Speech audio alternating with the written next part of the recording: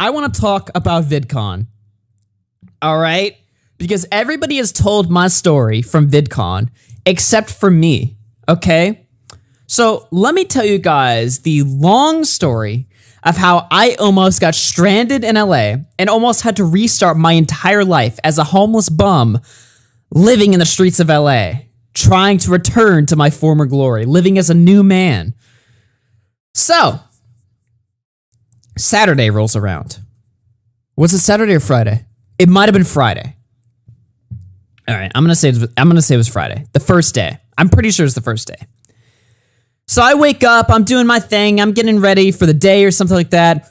All of a sudden, I get a call from Nick Diorio, right? Nick Diorio's telling me, he's like, hey, Augie, me and Wavy and Gamer from Mars and some other people, I think some other people were there, we're hanging out at Disneyland. You want to come down? I'm like, yeah, sure.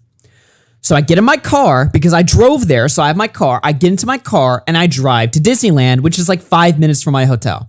So I pull up to Disneyland, and the parking is abysmal. It's the middle of the day. It's Friday. It's basically the weekend. So parking is just terrible. So I call Nick and I'm on the phone. I'm like, dude, where the fuck am I supposed to park? This is terrible. And he's like, oh yeah, I should have mentioned that. Parking's kind of ass. Honestly, if I was you, I would just go back to your hotel and get an Uber and go there so that they can just drop you off. You don't have to deal with that shit.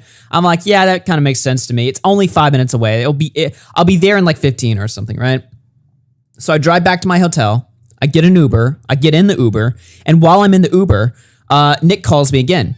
And he's like, hey, where are you? And so I say, I'm just like, well, I'll be there in a few minutes or something. I'm in the Uber. We're almost there. I get off the phone, right? I am wearing sweatpants, okay? Not really sweatpants. They're like sweat shorts or what. I don't know. I don't know. It's shorts, basically. I'm wearing shorts, okay? The pockets on my shorts are really fucking small for some reason, all right? Which I don't get why they design it like that. So it would have just been like awkward for me to like slip my phone back in my pocket like while sitting down. Like I could do it while standing up easily, but while sitting down, it's like I'd have to like fidget with it and stuff. It just, okay, long story short, I had my phone on my leg. The Uber drops me off at Disneyland. I get out of the car. I close the door. Uber drives away very fast. I feel my pockets, because I do that all the time. I'm always trying to make sure I have my shit accounted for. I have my wallet, I have my keys, and I have my phone. Well, guess what wasn't in my pocket? As soon as I stepped out of the Uber, I realized my phone was not in my pocket, and I knew exactly where it was. It was on the fucking seat. So I look up and I see my Uber driver. He's maybe like 40, 50 feet away from me, driving away at very fast speeds. And I have my coffee in my hand because I have a Starbucks in my hand the entire time. I start fucking running, dude. I'm like Sonic the Hedgehog. I'm like running as fast as I can. I start screaming at him like a retard. I didn't know the guy's name, okay? So I'm screaming, Uber, Uber, Uber! Because I don't know what the fuck else to scream. Help! I'm not gonna scream that shit. It sounds like I'm getting like raped or something, right? Like that's not what's going on. I just lost my phone. And there is a slim chance he could have heard me because he had the window open. Well, guess what? He didn't fucking hear me, okay? That didn't happen. So, in my moments of desperation, all right, I stop running because I know that it's all over. I realize at that moment my life is basically over. It's all done. The Uber driver takes a right turn. He's fucking gone. And I'm standing there with coffee all over my shirt and my body because I'm running with it, so it's like spilling on my face the entire time I'm running. I'm standing there with coffee all over me, wondering what the fuck I'm going to do. Because my immediate instinct when I don't know what to do is to call somebody. Well, guess what? I can't fucking do that. So I walk around the park and I find somebody there. It was just like an older couple. They were ironically waiting to get into their Uber. And they obviously see that I'm in distress. The entire park just watched me sprint and run and scream and all that shit. So everybody in the park thinks I'm a maniac. So they knew that I was in distress. They offer me their phone so I can call. So I call my phone first of all in the hopes that the Uber driver will hear me. He didn't fucking hear me because my phone is always on silent. So then I call my parents They didn't pick up because it was a strange number. It wasn't my number, right? So I'm like, well, fuck. So I give them back their phone and I walk to a park guard and I do the same thing. I ask to use their phone. I call my phone in the hopes that maybe he'll hear it even while it's in silent. Maybe he'll hear like the phone buzzing or something like that, right? I don't know. Doesn't answer. I call my parents again. They don't answer. So I give the guard back my phone and I'm like, well, fuck me, dude. So the next person I walk up to is a police officer. There were two cops there. It was like a white guy and a black guy. There were just two cops standing there patrolling the area and stuff.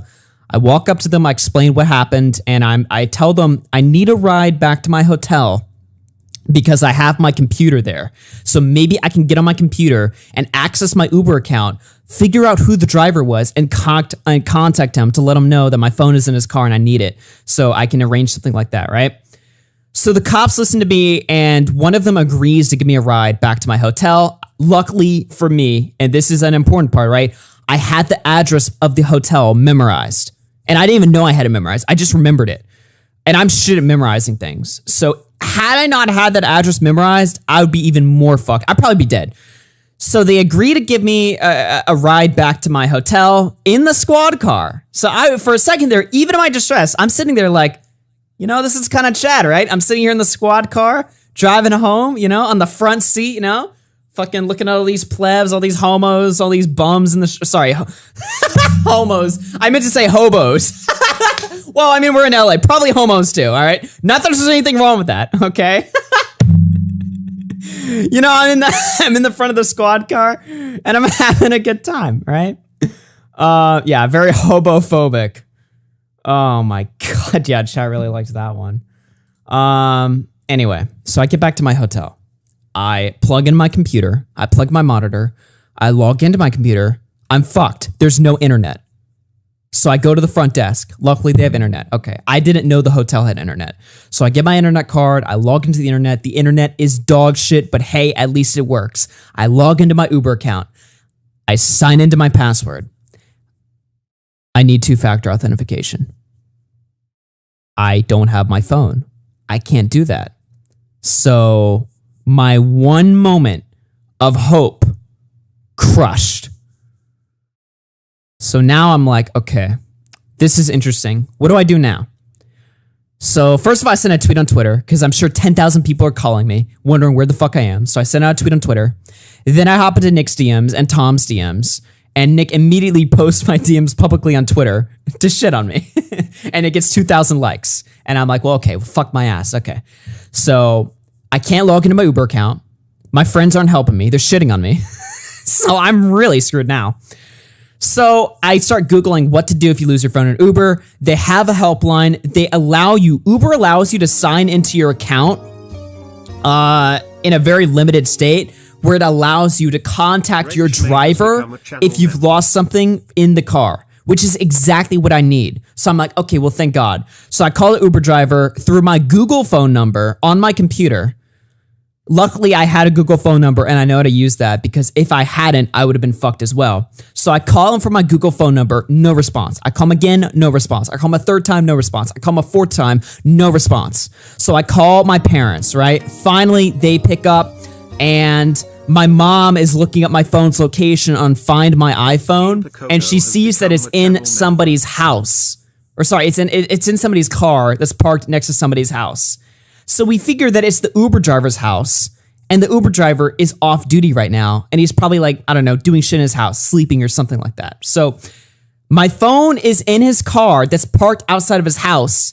That only leaves one thing left to do. I need to go to my Uber driver's house to collect my phone. So finally, Tom and Nick show up after... Well, Tom wasn't really an asshole. Tom was helping me, all right? Nick was a total fucking asshole the entire time. He's like, I'm not gonna help your ass. I'm too fucking lazy and fat, and it takes too long for me to walk to the other side of Disneyland to get into a fucking Uber. Whatever, all right? They finally showed up regardless. So I step out of my apartment, or sorry, my hotel, once they show up. They show up in an Uber. They're like, Augie, get in the Uber. We're gonna Uber to your other Uber driver's house. So we get into the Uber, we explain to the Uber driver where we need to go. The man doesn't know what the fuck we're talking about. He has no fucking idea what we're talking about. Tom gives him the address of the Uber driver's house, and he's like, I cannot do that right now. Well, we're like, what do you mean? You're an Uber driver. So we're like, you know what? Okay, fine.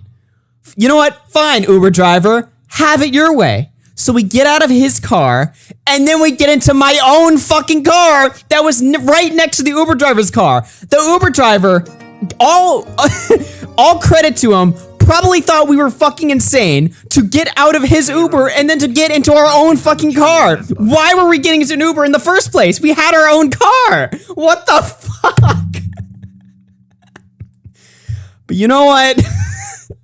That's not what's important, all right? The point is, I have my friends, I have my car, and I have contact with my mom who knows where my phone's location is. So as long as she is updating me on where my phone's location is, I can get my fucking phone while we drive up to the Uber driver's house. And all credit to the Uber driver, they were the nicest people ever. It was like an older couple in their like 50s or 60s, and they were totally chill. They were laughing. They were making jokes about it. They were totally not at all weirded out that I drove to their fucking house and know their address. They weren't worried about that at all. Although when I did open the door and explained what I was doing, they were kind of like, who are you and why do you know where we live?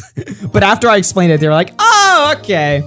So all credit to the Uber driver. It could have gone much worse. There's like 10,000 parts of this little story. Oh, and you skipped the Mexican kids? Oh yeah. On my way to the Uber driver's house, I almost ran over a school of like 20 Mexican children. We were driving through a street and like 20 Mexican kids were crossing, and I fucking floored it on my brakes because I realized they were there, and I was like, oh shit. So yeah. But yeah. So yeah, all credit to my friends, my mom, the Uber driver, everybody, even the cops at Disneyland, the guard at Disneyland, the older couple at Disneyland who gave me their phone. Everybody, every character in this entire story, except for the second Uber driver, was totally helpful. They were totally nice. And that's probably one of the biggest things I was blown away about by this city, right? I was surprised at how nice everybody is. And you know what everybody told me? People told me the thing about LA is that everybody is outwardly nice to you. Everybody will put on a smile and help you out in front of you and give off this persona that they're super nice and cool, but deep down, they're actually really assholes. You know what? Here's my thoughts, all right? I don't care. If my interaction with you is going to be limited to like a few minutes during the day and then I never see you again, I don't care if you're outwardly nice but secretly an asshole. I'm only dealing with you for a short amount of time, so it's great. You know what? If everybody in LA is outwardly nice, it's my favorite fucking city, all right? Because I'd rather people be outwardly nice if I'm dealing with them for a limited amount of time than for them to be assholes, okay? So everybody in the city was so nice. They were so helpful. Everybody had such a great sense of humor too. That's something that blew me away as well.